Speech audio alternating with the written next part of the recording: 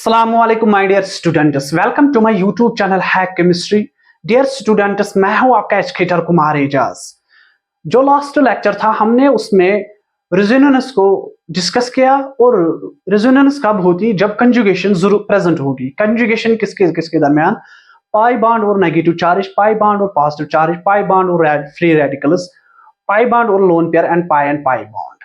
अब हम पढ़ेंगे स्टेबिलिटी ऑफ रेजोनेटिंग स्ट्रक्चर्स। जब हमने वहां पर ड्रा किए हैं रेजोनेटिंग स्ट्रक्चर 1 2 3 के हेल्प से, तो उन रेजोनेटिंग स्ट्रक्चर्स में सबसे ज्यादा स्टेबल कौन है, उसके लिए मैंने एक ट्रिक लाई है। ट्रिक क्या है? P on. क्या है? P on means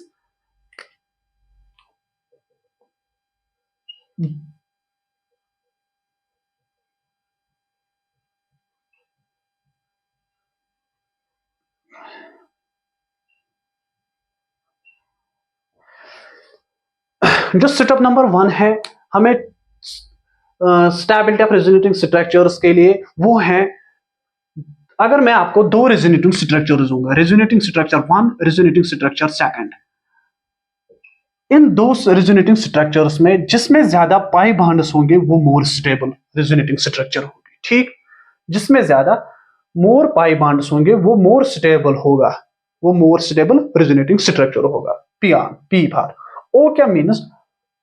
complete octet.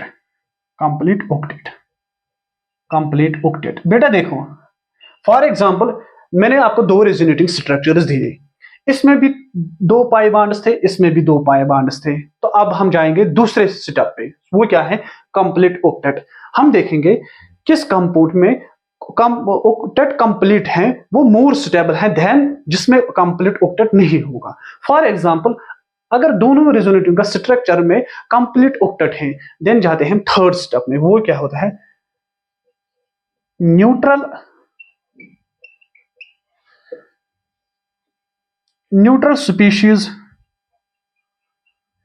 species is more stable than charged ones। ठीक, मीन्स के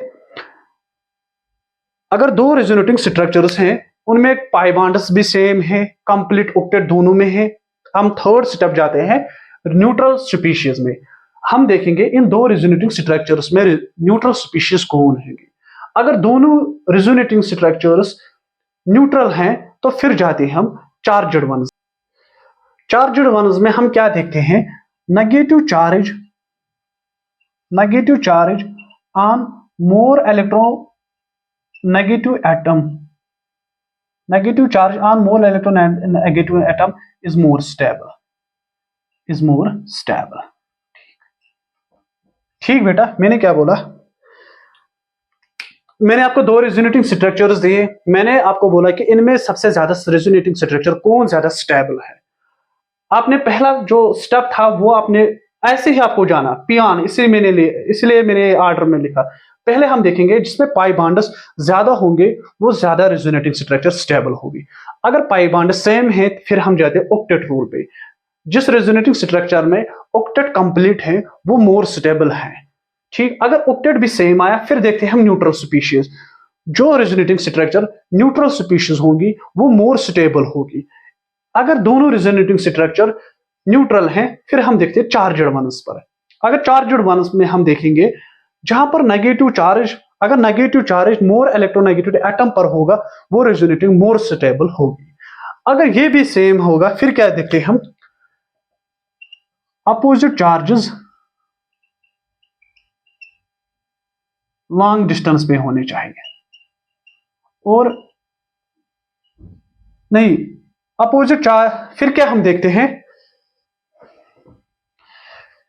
अगर ये भी सेम हो, NH2 BH2, इसकी रेजोनेटिंग स्ट्रक्चर एक और है NH2 पॉजिटिव BH2।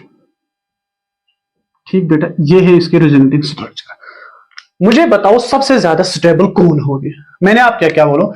पी आन। देखो पी आन, पहले हम देखें पाई बॉन्ड जिसमें ज्यादा होगी वो ज्यादा स्टेबल। यहां पर पाई बॉन्ड 0 हो, यहां पर एक पाई बॉन्ड है, दैट मींस जो सेकंड रेजोनेटिंग स्ट्रक्चर है वो मोर स्टेबल है देन वन। ठीक, एक और क्वेश्चन पे जाएंगे।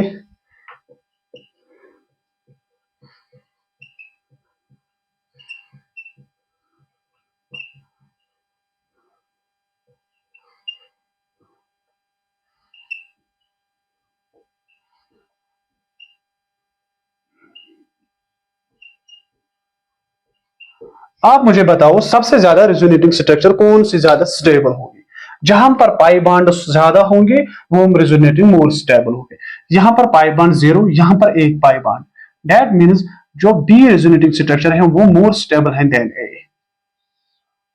ठीक, वैसे जेई एडवांस में पूछा गया है। अब हम लगाएंगे अपनी ट्रिक PION।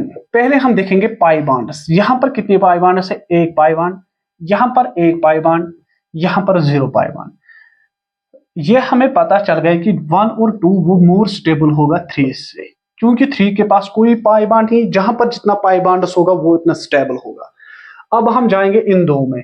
उसके बाद आते हैं ऑक्टेट। ऑक्टेट क्या होता है? फॉर एग्जाम्पल मैं लूंगा ऑक्सीजन। ऑक्सीजन कितने बॉन्ड्स बनाते हैं? दो। ये दो बॉन्ड्स क्यों बनाते हैं? देखो बेटा, ऑक्सीजन के वैलेंस इलेक्ट्रॉन्स में 6 वैलेंस इलेक्ट्रॉन्स होते हैं।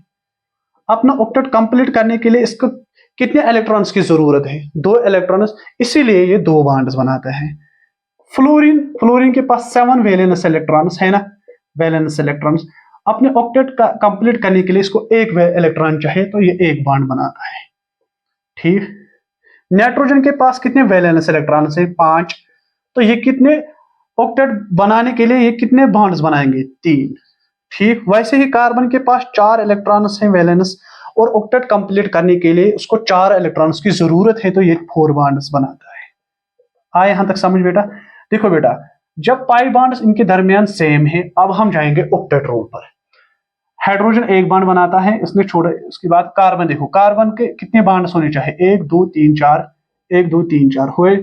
ऑक्सीजन दो बॉन्ड्स, दो बॉन्ड्स ऑक्सीजन। यहां पर खाली एक बॉन्ड। देखो बेटा, यहां पर इसने खाली एक बॉन्ड बनाया, मगर इसने एक इलेक्ट्रॉन गेन किया। इसके पास पहले 6 थे, है ना, फिर इसने एक और इलेक्ट्रॉन गेन किया। कितने हुए? 7 इलेक्ट्रॉन्स। अब 7, जब इसको ऑक्टेट कंप्लीट करने के लिए इसको कितने इलेक्ट्रॉन्स की जरूरत है? एक की, तो दैट मीन्स ये खाली एक बॉन्ड बनाएगा। ठीक, देखो यहां पर ऑक्सीजन के पास कितने इलेक्ट्रॉन्स होते हैं वैलेंस शेल में? 6 इलेक्ट्रॉन्स। तो इसने कितने लूज किए हैं? पॉजिटिव मीन्स इसने लूज किया एक इलेक्ट्रॉन। जब इसने एक इलेक्ट्रॉन लूज किया, वहां कितने बचे? 5। 5 है। उसको ऑक्टेट कंप्लीट करने के लिए कितने बॉन्ड्स बनाने चाहिए? अब 3, 1 2 और 3। हर जगह ऑक्टेट बराबर है। अब हम जाएंगे न्यूट्रल। जो न्यूट्रल स्पीशीज होती है वो मोर स्टेबल होते हैं देन चार्जड वन। देखो बेटा, ये न्यूट्रल है, ये चार्जड वन है। That is one is more stable than 2 than 3। ये आपका प्री लास्ट ईयर 2-3 साल पहले का क्वेश्चन है, जो जेई एडवांस में पूछा हुआ है।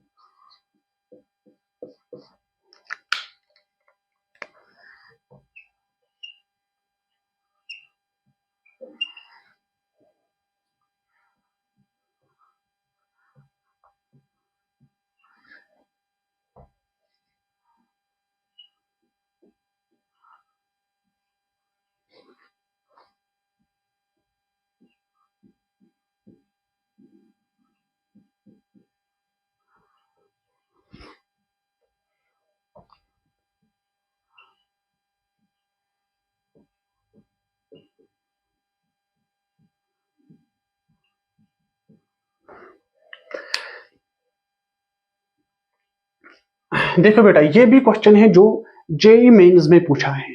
देखो बेटा, पहले हम देखेंगे पाई बॉन्ड्स। इसमें कितने पाई बॉन्ड्स है? 1 2 3, 3 पाई बॉन्ड्स। इसमें 1 2 3 पाई बॉन्ड्स। इसमें 1 2 3 पाई बॉन्ड्स। ठीक बेटा, पाई बॉन्ड्स हर जगह सेम है। अगर हम देखेंगे ऑक्टेट, ऑक्टेट में जाएंगे। नाइट्रोजन कितने बॉन्ड्स बनाते हैं? 8। 3 बॉन्ड्स, 1 2 3 बॉन्ड्स इसने बनाए। यहां पर इसने 4 क्यों बनाया? क्योंकि नाइट्रोजन के वैलेंस शेल में 5 इलेक्ट्रॉन्स होते हैं। पॉजिटिव मीन्स इसने एक लूज किया। अब कितने रह गए? 4। तो ऑक्टेट के लिए कितने भी जरूरत है, 4 इलेक्ट्रॉन्स, इसलिए इसने 4 बॉन्ड्स बनाए। Same condition is here.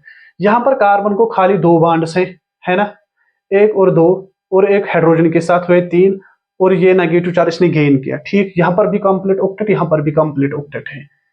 तो कंप्लीट ऑक्टेट सभी जगह कंप्लीट है। अब क्या जाएंगे हम चार्टेड। देखो उसके बाद आते हैं न्यूट्रल। जो न्यूट्रल है वो मोर स्टेबल होता है। देखो ये न्यूट्रल है, that means A is more stable B और सी के दरमियान।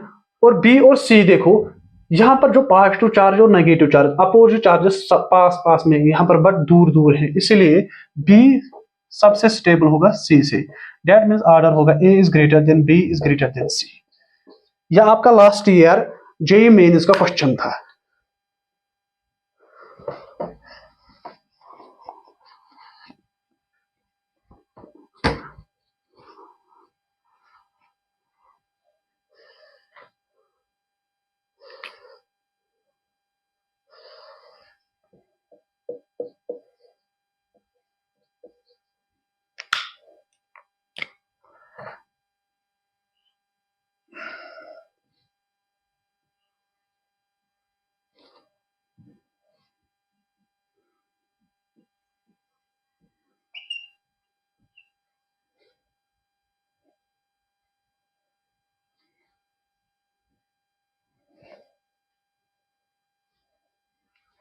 देखो बेटा, ये भी लास्ट ईयर नीट का क्वेश्चन है।